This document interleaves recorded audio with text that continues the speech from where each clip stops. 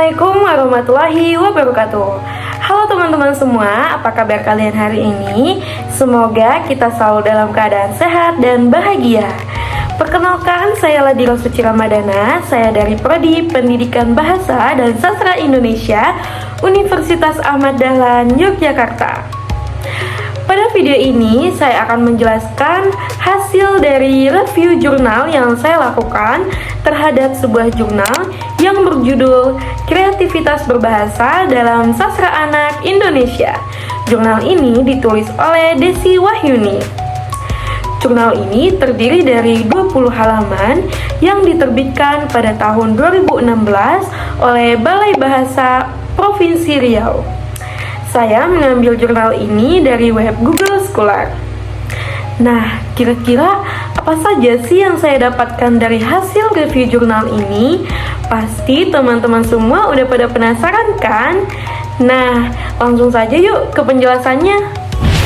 Di sini saya sudah menyiapkan PowerPoint agar dapat lebih mudah untuk teman-teman mengerti.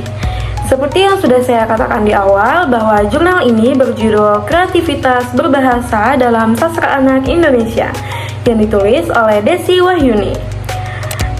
Slide selanjutnya yaitu nama saya dan NIM. Nah, di PowerPoint ini saya juga sudah mencantumkan link dari jurnal tersebut. Nah, langsung saja ke penjelasan yang pertama, yaitu latar belakang tulisan dari jurnal tersebut. Sastra anak seharusnya menjadi media imajinatif yang mampu memperkenalkan nilai estetika bahasa serta merangsang perkembangan kreativitas berbahasa anak. Namun, dalam kenyataannya, banyak karya sastra anak Indonesia yang belum optimal dalam mencapai tujuan tersebut, terutama pada karya lokal. Kreativitas dalam penggunaan bahasa seringkali terabaikan, baik dalam struktur kalimat pembuka maupun penutup cerita. Sebagian besar karya sastra masih mengikuti pola lama seperti pembukaannya pada zaman dahulu dan penutupan yang selalu bahagia, tanpa mencoba gaya yang lebih kreatif dan menantang imajinatif anak. Selanjutnya, penulis jurnal ini menyoroti rendahnya minat baca anak serta dominasi buku-buku terjemahan asing yang memiliki tampilan lebih menarik, sehingga sastra anak lokal kurang diminati. Selain itu, penulisan cerita anak seringkali tidak memperhitungkan perkembangan psikologis dan kebutuhan imajinatif anak, karena ditulis dari perspektif orang dewasa.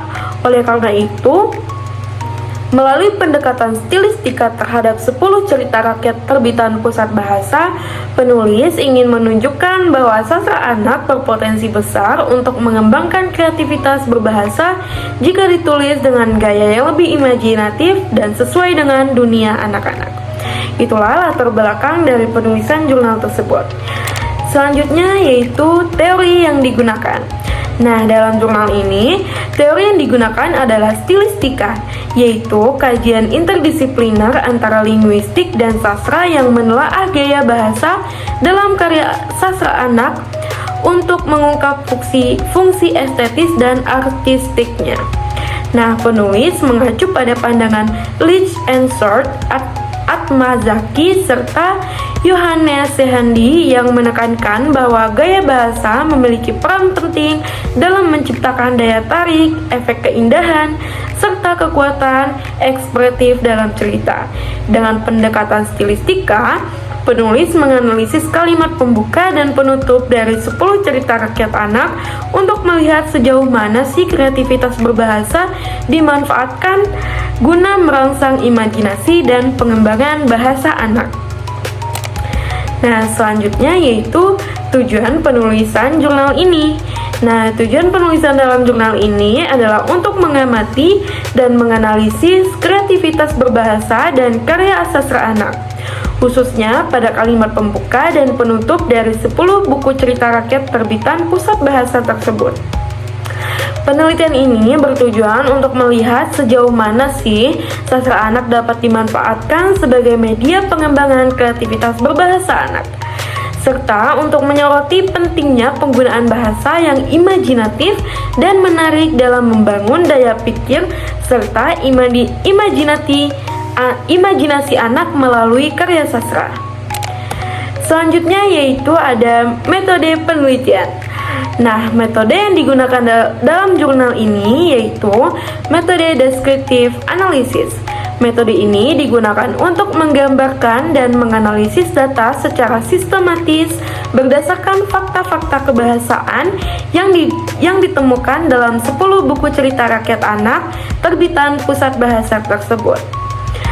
Penulis mendeskripsikan kalimat pembuka dan penutup dalam cerita-cerita tersebut, kemudian menganalisisnya dengan pendekatan stilistika untuk melihat kreativitas dalam penggunaan bahasa.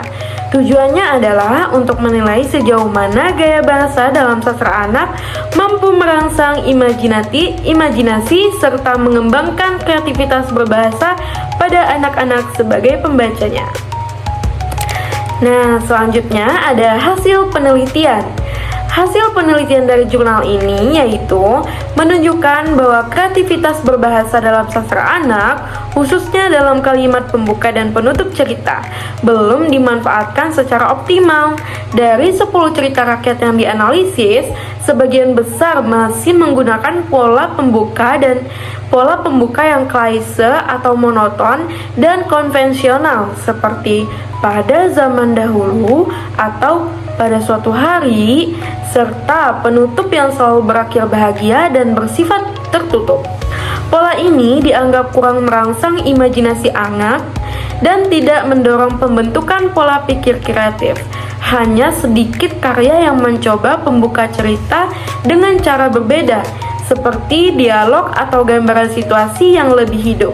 Penelitian ini menyimpulkan bahwa pengarang sastra anak perlu lebih inovatif dalam memilih dan menyusun bahasa agar karya mereka benar-benar dapat berperan dalam mengembangkan kreativitas berbahasa anak.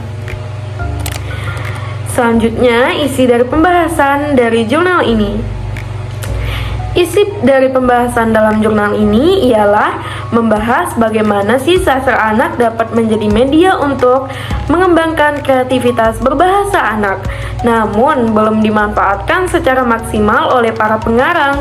Penulis dari jurnal ini menyoroti 10 cerita rakyat anak yang dianalisis dengan fokus pada kalimat pembuka dan penutup cerita.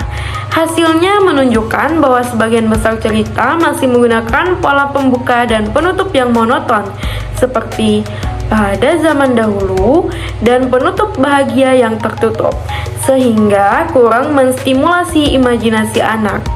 Pembahasan juga menekankan pentingnya penggunaan gaya bahasa atau stilistika yang bervariasi dan menarik agar cerita mampu membangkitkan minat baca dan memperkaya kosakata serta ekspresi anak.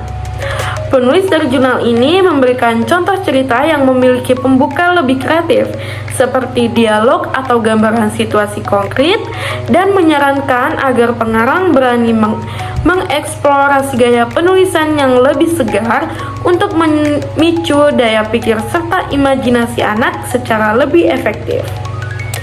Selanjutnya atau yang terakhir yaitu kesimpulan. Nah, kesimpulan dari jurnal ini adalah sastra anak seharusnya menjadi media penting dalam membangun dan mengembangkan kreativitas berbahasa anak melalui penyajian cerita yang imajinatif dan estetis. Namun, hasil penelitian menunjukkan bahwa sastra anak yang diterbitkan khususnya cerita rakyat dari Pusat Bahasa belum dimanfaatkan secara maksimal untuk tujuan tersebut. Sebagian besar cerita masih terjebak dalam pola konvensional dengan pembukaan dan penutupan yang monoton seperti pada zaman dahulu dan akhir bahagia yang tertutup, sehingga kurang merangsang imajinasi dan daya kreatif anak. Untuk itu, pengarang sastra anak perlu memperbarui gaya bercerita, khususnya dalam pembukaan dan penutupan cerita, agar lebih kreatif dan mampu mendorong perkembangan bahasa serta daya pikir anak secara optimal. Oke teman-teman semua, itulah penjelasan dari hasil review jurnal yang saya dapatkan.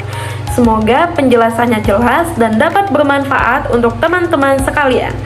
Dan semoga video ini dapat menginspirasi teman-teman yang ingin menulis cerita untuk anak-anak agar lebih kreatif dalam penggunaan bahasa yang dapat mempengaruhi psikologis dan perkembangan anak. Karena seperti yang sudah ada pada penjelasan tadi, bahwa minat baca anak Indonesia sangatlah rendah. Oleh karena itu, saya harap video review jurnal ini dapat menyadarkan kita semua bahwa literasi sejak dini sangatlah penting untuk perkembangan otak anak.